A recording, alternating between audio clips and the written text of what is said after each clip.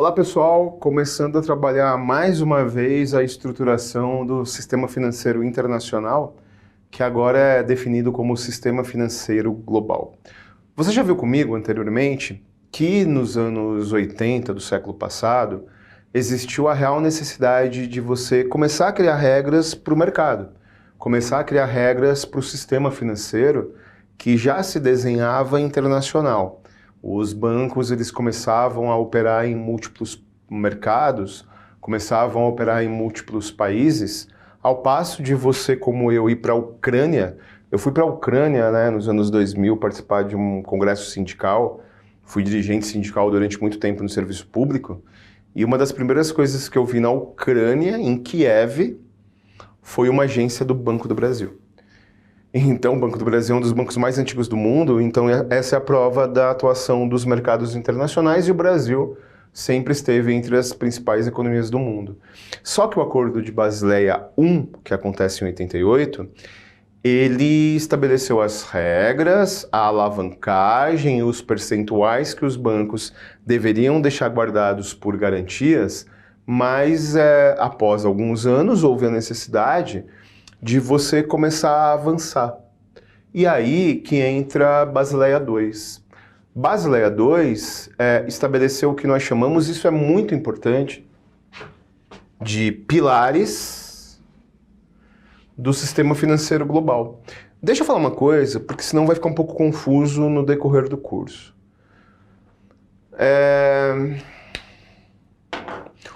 O Brasil, ele tem o Banco Central do Brasil e o Conselho Monetário Nacional, que são as duas mais importantes entidades do sistema financeiro nacional e que eu vou longamente trabalhar com você, em 31 de dezembro de 64. O Banco do Brasil ele foi criado na época do Império, mas o Bacen e o Conselho Monetário Nacional foram criados 31 de dezembro de 64. Alguns anos depois foi criada a Comissão de Valores Mobiliários. Mas mesmo que nós tenhamos, desde os anos 60 no Brasil, as instituições que regem o sistema financeiro, nós não tínhamos regras estabelecidas de adaptação. Então acontece Basileia II. No teu edital... Pessoal, deixa eu falar uma coisa muito importante. O último edital do Banco Central é de 2013. Então nós temos expectativa ou de edital do Bacen no final do ano, ou em 2022. Isso significa que nós teremos um hiato de 8 a 10 anos. 8, 9 anos. É o mesmo hiato do concurso da BIM, que demorou 10 anos para sair. Então é óbvio que assim como o edital da BIM, ele estava muito diferente do de 20 anos, de 10 anos atrás, o edital do Bacen vai ser muito diferente por razões óbvias. Porque se alguma coisa mudou no mundo foi o sistema financeiro. Se alguma coisa mudou no mundo foram produtos e serviços bancários, em particular por conta do advento do internet banking, dos bancos intangíveis e tudo mais. E eu estou dizendo isso para você porque eu sempre falo, não, mas é assim que está no edital, é assim que estava em tal edital, mas lembrem que nós teremos mudanças. Mas a parte positiva é que isso não muda, porque isso é história, isso é aquela parte estrutural. Então, como que isso aparece no teu edital? Do Banco Central e de bancos em geral? Ou aparece, literalmente, como Basileia I, Basileia II e Basileia III, assim, chapado, literalmente, ou aparece como regras do sistema financeiro global, que é o antigo sistema financeiro internacional. Então, o resumo da ópera é que os pilares são muito importantes, e eles aconteceram na segunda reunião de Basileia, que é Basileia II. E eu vejo nos editais aparecer Basileia I, II e III. Vamos lá, segundo acordo de Basileia. Vamos para a leitura do material para a gente começar a contextualizar, para a gente começar a detalhar. Com a evolução natural do cenário bancário mundial e com o crescimento e integração dos diversos mercados financeiros, surgiu a necessidade de melhoria das regras de exigência de capital. Foi assim que, em junho de 2004, por intermédio do Comitê de Basileia, divulgou-se um novo acordo fruto de uma nova reunião. Então, vem comigo. É exatamente assim. Em 88, estabeleceram as regras do jogo em Basileia I, as necessidades de recolhimento de taxas para você operar em múltiplos bancos, múltiplos mercados, e em 2004, 6 anos depois, você conseguia dar um passo à frente. E qual é esse passo à frente? Eu não estou ainda nos pilares. Essa parte da aula são 3 elementos muito importantes. E quais são os 3 elementos muito importantes? Primeiro pilar, segundo pilar e terceiro pilar, que são os famosos pilares do sistema financeiro global. Mas, fundamentalmente, o que nós precisamos trabalhar nesse momento é o porquê aconteceu Basileia. Qual foi o motivo de Basileia? Quais foram as justificativas de acontecer um novo encontro dos mercados? Vamos lá, vamos para a leitura e aí eu vou fazendo o mesmo procedimento que eu fiz, eu vou pontuando um por um, perfeito? Então, o primeiro elemento é promover a estabilidade financeira. Então, vem comigo, vamos entender o que significa isso. Quando se diz que o segundo Basileia II, quando se diz que Basileia II tinha como primeiro objetivo, digamos assim, estabelecer a estabilidade financeira, é a estabilidade financeira de 2 elementos. A estabilidade financeira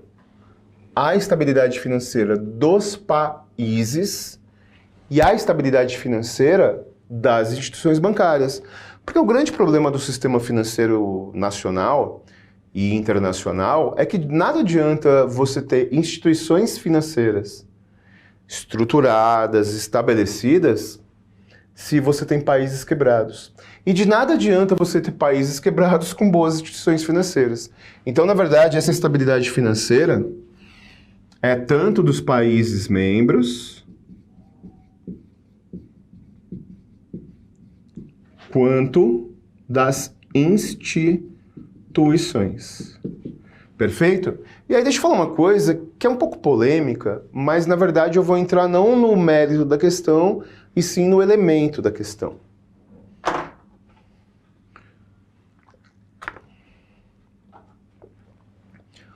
O Brasil, ele passou por vários governos desde o Plano Real. Fernando Henrique, Lula, Dilma, Temer, Bolsonaro. E o fato é que, desde então, você não tem um descontrole inflacionário. E você tem agora, né, no início de 2021, que o Banco Central do Brasil ele começou a aumentar levemente a taxa básica de juros para um dia da economia, que é a taxa Selic, tema futuro da aula. Mas o Brasil ele consegue ter um controle inflacionário, né? Mesmo que com o coronavírus, mesmo que com essa crise, nós tenhamos nós tenhamos observado um leve descontrole inflacionário e a inflação em 2020 ela tem extrapolado os limites. O Brasil não tem mais hiperinflação, né? E é difícil um país ter hiperinflação. Porque, afinal de contas, o que você não tem regras que fujam do sistema financeiro internacional. Então é por isso que essa estabilidade de Basileia ela é tanto dos países membros quanto das instituições. Vamos voltar para o segundo motivador, para o segundo elemento de Basileia. Vamos lá. Fortalecer a estrutura de capital das instituições. Isso é fundamental, isso é importante. Vem comigo. Estrutura de capital das instituições. As pessoas elas podem achar que para abrir um banco basta você ter pessoas que consigam manipular o dinheiro do terceiro. E na verdade não é isso, né? Na verdade, para que você tenha uma instituição financeira, você precisa ter capital, e você precisa ter liquidez, e você precisa ter aporte. Deixa eu abrir um pequeno parênteses sobre esse tópico aqui, porque esse tópico ele vai dialogar com o tópico que eu vou trabalhar lá futuramente.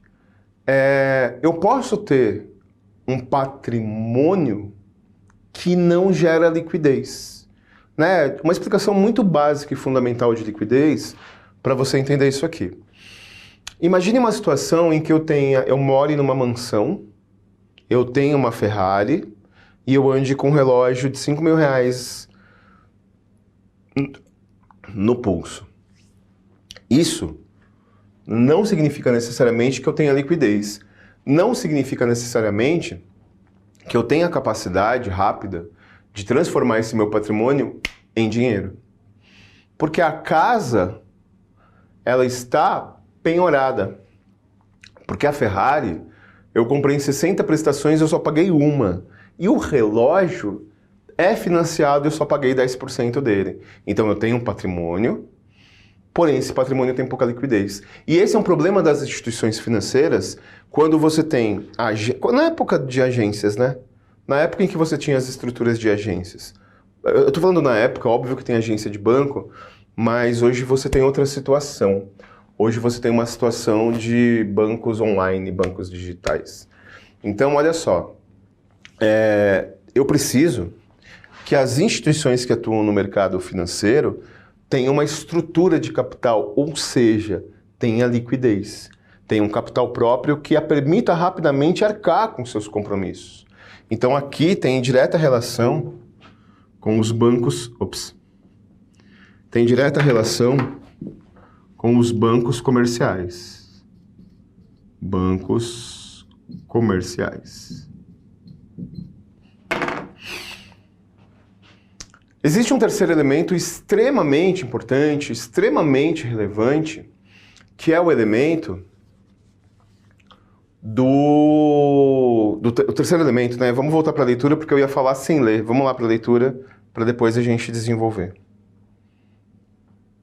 Favorecer a adoção de Eu vou ler os dois para a gente ganhar tempo, já que eu tenho todas as metas, os pilares ainda para trabalhar com você. Então eu só vou ler para que depois a gente possa avançar. Vamos lá. Favorecer a adoção de melhores práticas de gestão de risco e estimular maior transparência e disciplina do mercado. Vem comigo. Olha, eu nem trabalhei ainda os pilares de Basileia II. Eu estou trabalhando aquilo que motivou as principais economias do mundo se reunirem para trabalhar os acordos. Então, o terceiro motivador foi, como diz aqui, práticas de gestão de risco. Práticas de gestão de risco. Eu vou te dar um exemplo prático, porque na hora da sua prova vai cair muito exemplo prático, vai cair muito exemplo factível, vai cair muito exemplo objetivo. Aconteceu a pandemia, e por conta da pandemia, a Caixa Econômica Federal começou a perceber no semestre passado que as pessoas estavam atrasando financiamento imobiliário de imóveis financiados pela Caixa. E começou a perceber que essa inadimplência era muito alta. E não interessa para a Caixa Econômica Federal ter leilão, né? O que interessa é você ficar pagando 100 anos o seu imóvel. Para esses caras, se for para leilão, eles não perdem dinheiro. Esses caras que eu digo, os bancos, né? Mas o ideal é que você continue arcando com seu financiamento imobiliário durante 30 anos. Então, o que aconteceu quando houve o risco da inadimplência aumentar por conta do coronavírus, porque as pessoas não tinham renda? Então, entre pagar o financiamento imobiliário, elas preferiam se alimentar. A Caixa Econômica Federal, ela propôs para quem aderisse, e eu aderi, postergar durante 3 meses o financiamento imobiliário. Então eles deram uma anistia, anistia não, né? Eles empurraram o financiamento para frente 3 meses para que você tivesse um fôlego. Então esse é um exemplo de práticas de gestão de risco. Lembre uma coisa fundamental. Eu não elimino riscos, eu apenas mitigo, eu apenas minimizo, eu apenas monitoro. Então aqui são boas práticas de mercado. Boas práticas de mercado. E, finalmente, uma coisa que é um dos elementos que geram mais confusão em prova por conta do equívoco da interpretação do termo: transparência.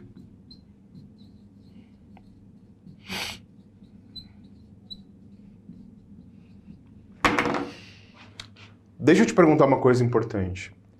Se você comunicar algo a alguém, comunicar algo à parte interessada, você está sendo transparente? Então, por exemplo, imagine, eu sempre dou esse exemplo, eu acho que é muito bom para entender como o mercado financeiro internacional, ele precisa que as instituições tenham transparência e como esse termo transparência ele deve ser utilizado de forma correta. Imagine um casal. Aí a esposa tem uma oferta, uma proposta de trabalho em outro país. Se ela comunica para o marido que tem essa proposta e conversa com ele sobre o caso, ela está sendo transparente. Por exemplo, se um banco ele vai mudar sua taxa de cobrança os juros do cheque especial. Então o Banco Central do Brasil ele muda a lei, ele muda a regulamentação, ele abre uma margem maior para você cobrar juros do cartão, e aí o banco ele resolve mudar as taxas do cartão, e ele comunica ao correntista. Isso é ser transparente? Não.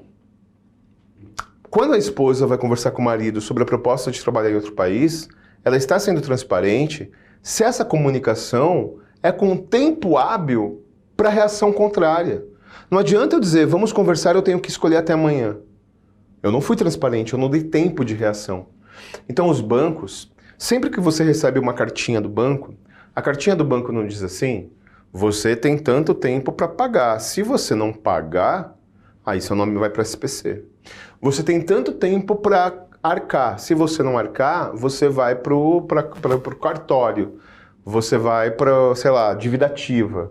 Então, ser transparente, principalmente no sistema financeiro que tem a ver com renda, é você comunicar ao correntista com tempo hábil para reação contrária. É o famoso prazo legal. E o problema é que além dos prazos... então transparência é legalidade? Não, a transparência vai além da legalidade. Tá errado eu não dar prazo, mesmo que eu esteja cumprindo a lei, e tá errado eu dar prazo, mas não comunicar. Então, ser transparente no sistema financeiro e na vida é comunicar com tempo de reação contrária. De reação contrária. Ô Rezende, mas eu quero trabalhar no Banco Central como técnico, como analista, eu quero trabalhar no Banco do Brasil como escriturário. Eu preciso saber o que os caras eles fizeram na Suíça em 2004? Precisa. Porque todos os acordos de Basileia, Basileia 1, Basileia 2 e Basileia 3, são as bases do que hoje nós temos como sistema financeiro internacional. E nesse sentido tem que desenrolar, nesse sentido tem que aprofundar. Deu para entender? É literalmente isso, é exatamente isso. Bom, só que o que é mais importante dessa aula? Quando se fala de Basileia 2, motivado por esses elementos, estabeleceu os seus pilares. E os pilares de Basileia, que hoje são os pilares do sistema financeiro de cada país, são o mais importante. Vamos lá, vamos para os pilares e quais são esses tais pilares e qual é a importância deles. O primeiro pilar dos 3 pilares de Basileia 1 diz o seguinte, são 3, né? Fortalecimento da estrutura de capital das instituições com estímulo à utilização de modelos internos para mensurar riscos. E introdução da exigência de capital para cobertura de risco operacional e aprimoramento das discussões sobre risco de crédito. Então vamos para o primeiro pilar, vem comigo.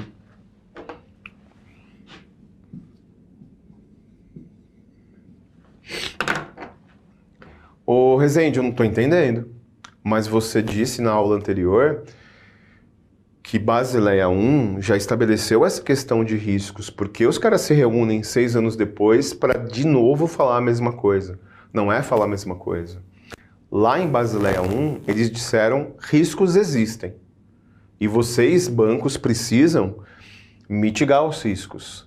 Basileia II deu um passo à frente.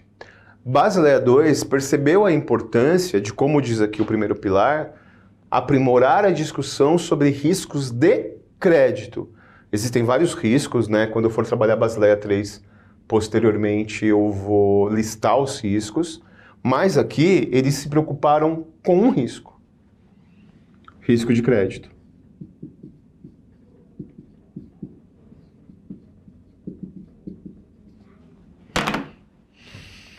Reflita sobre o que eu vou te falar agora. Reflita sobre o que eu vou pontuar para você. Você toma posse, inicia exercício como servidor público estatutário do Banco Central do Brasil, analista. R$15 mil por mês o inicial de carreira, 18 mil com gratificações, R$15 mil por mês. O Banco Central do Brasil é uma autarquia, né? Agora que aprovou a autonomia, ele é uma autarquia especial. Isso eu vou trabalhar depois. Mas você é servidor público estatutário com estabilidade, saindo do estágio probatório. E aí você faz o empréstimo consignado. Você tem um percentual, né, que é 30% do seu vencimento líquido, para fazer um consignado. A primeira coisa que os bancos te oferecem quando você se torna servidor público é o consignado. Você nem tem RF ainda, né? Você nem tem registro funcional. Já metem ali um consignadão para você, porque é a garantia que você vai receber, porque o desconto em folha. Tem risco. E qual é o grande risco? O grande risco é de você pedir exoneração. Deixa eu falar uma coisa para você. Eu tive um cargo e depois tive o cargo que eu fui gestor, né? Então eu tive 2 cargos públicos. No primeiro cargo que eu tive, eu era moleque, com 18 anos eu já virei servidor público, a primeira coisa que eu queria era comprar uma moto. Então assim que eu recebi meu salário, eu já meti um consignado, desculpem o termo, mas é foda, né? Você moleque com 18 anos, o banco te liga e fala, quer R$15 mil para pagar em 6 anos? Aí você fala, quero comprar moto. Aí eu comprei a moto. E aí os caras ficaram descontando. Só que aí eu pedi exoneração para assumir um outro cargo em outro órgão público. E aí, como é que fica o consignado? Aí eu fui buscar o banco, nós fizemos um acordo de parcelamento, porque o consignado não vai para outra folha. Não é portabilidade de dívida nesse caso. Quando você tem um novo vínculo, você não tem um consignado em conta. Então, o pilar 1, ele estabelece um elemento de risco que é importante, que é o risco de crédito. Se o Banco Central dos países cortar a taxa de juros, você tem uma situação de crédito, como eu vou trabalhar depois. Se ele aumentar a taxa de juros, você tem outra situação de crédito. O dinheiro ser barato para emprestar ou o dinheiro ser caro para emprestar tem suas consequências positivas e negativas. Então você fica falando, pô, mas o governo Bolsonaro aumentou a taxa Selic. O governo Lula aumentou a taxa Selic. Na verdade, a política financeira e a política monetária, às vezes, ela tem, por decisão da macroeconomia, aumento ou diminuição da taxa básica de juros. E isso tem a ver diretamente com o risco de crédito. Segundo pilar, isso aqui é mapinha mental, né? É óbvio que para prestar concurso para banco você não tem que virar economista, eu sou psicopedagogo de formação, né? E a única coisa que a minha maior relação com os bancos é fazer greve enquanto eu era servidor no Banco Central, no Banco do Brasil e na Caixa Econômica, como dirigente sindical e como correntista, né? Mas eu trabalho essa matéria há muito tempo. Então, é mapinha mental. Se aparecer os pilares de Basileia II, o pilar 1 é você estudar para mitigar o risco de crédito. Segundo pilar.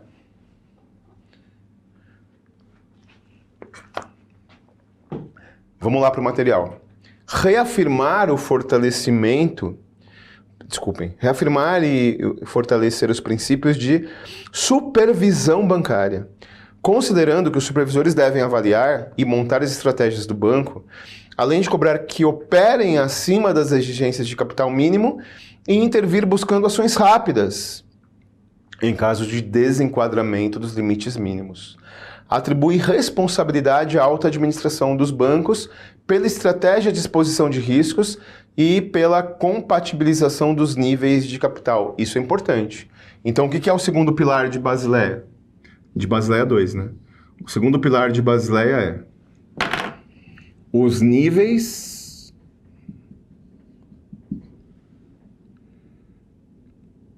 estruturais, ou seja, a direção do banco é a maior responsável